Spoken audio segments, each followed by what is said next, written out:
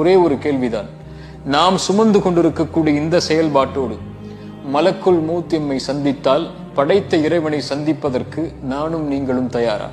என்ன தொழுகை இடத்தில் இருக்கிறது, என்ன ஹலாலான காரியங்கள் இடத்தில் இருக்கிறது, அல்லது எவ்வளவு ஹராமான காரியங்களை நாம் செய்து கொண்டிருக்கிறோம், என்ன நேர்மை இருக்கிறது அல்லது என்ன நேர்மையற்ற செயல்பாடுகளை நாம் செய்து கொண்டிருக்கிறோம்.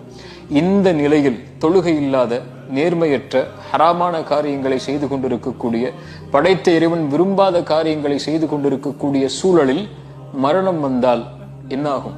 ஒருவேளை இஷாவை தொழுகையை தொழாமல் நீங்கள் உறங்குகிறீர்கள், மலக்குல் மௌத் நீங்கள் தொழாமல் உறங்கிக் கொண்டிருக்கும் போது உங்களை வந்தடைந்தால் மறுமையில் எந்த நிலையில் அல்லாஹ்விற்கு முன்னால் நிறுத்தப்படுவீர்கள்? அல்லது ஹராமான முறையில் வியாபாரம் செய்து கொண்டிருக்கிறீர்கள், அதிலிருந்து வெளியே வராமல் உங்களுக்கு மரணம் வந்துவிட்டால், படைத்த இறைவனுக்கு முன்னால் அதே நிலையில் நீங்கள் எழுப்பப்பட்டால் என்ன நிலைக்கு நாம் மாற்றப்படுவோம்?